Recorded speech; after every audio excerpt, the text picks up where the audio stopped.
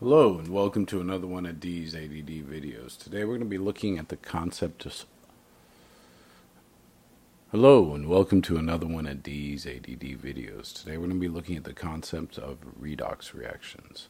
What is a redox reaction? Well, it's a single replacement reaction in which we basically have a transfer of one element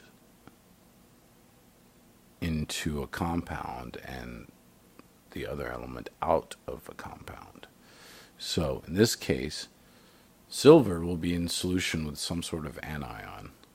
And when the single replacement reaction takes place, I'll talk about that here in a second, we actually see the silver coming out of the solution, becoming a solid and being displaced by the calcium.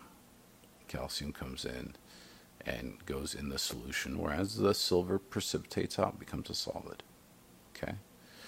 We'll discuss how this is possible, how to predict whether or not this will occur, and what the concepts behind a redox reaction.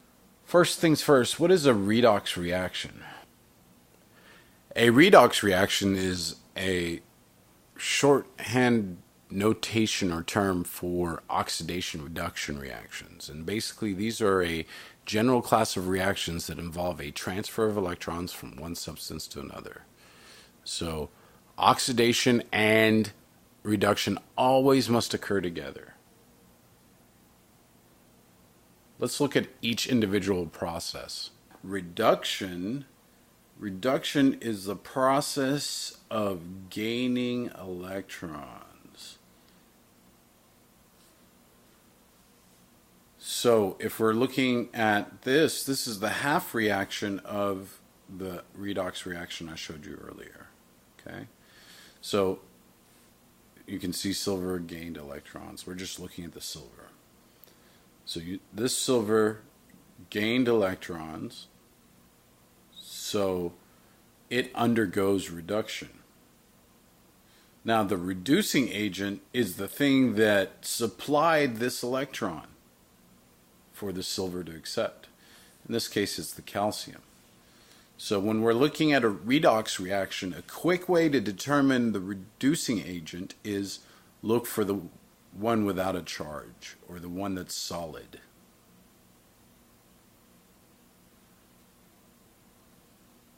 Some people use the opposite rule, thinking in the form of double agents do the opposite of what the actual process does. So if reduction is the gain of electrons, a reducing agent must lose electrons.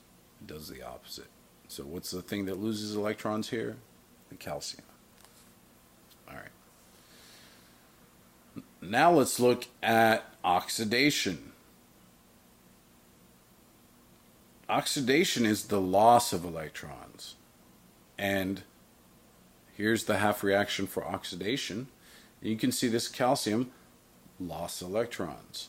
So for oxidation, the electrons are always on the right side. For reduction, the electrons are always on the left side.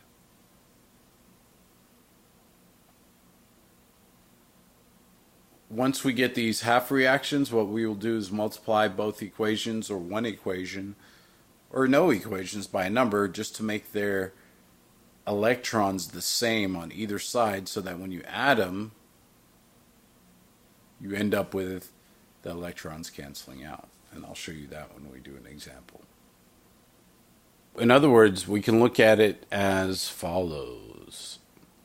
The reducing agent is actually being oxidized because it donates the electrons so that reduction can take place. Let me say that again. The reducing agent, in this case, is going to be the solid, right? Because it donates electrons.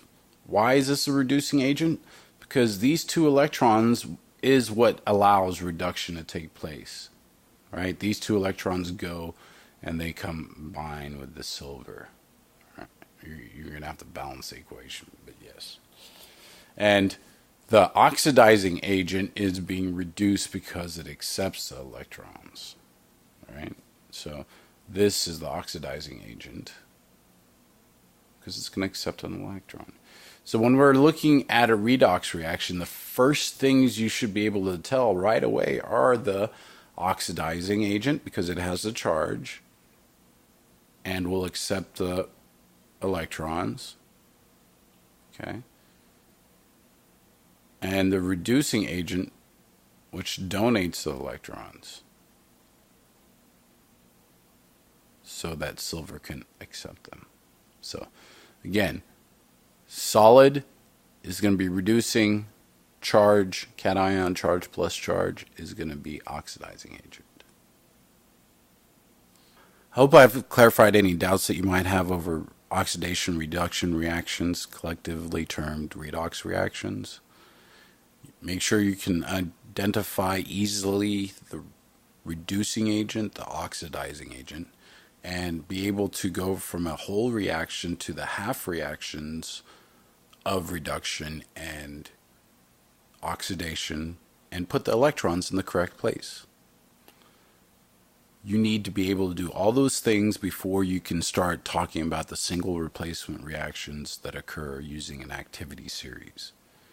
That will be the second half to this redox reaction video, so make sure you check out that concept video as well, and there will be several example videos. So practice, practice, practice. Thank you and have a nice day.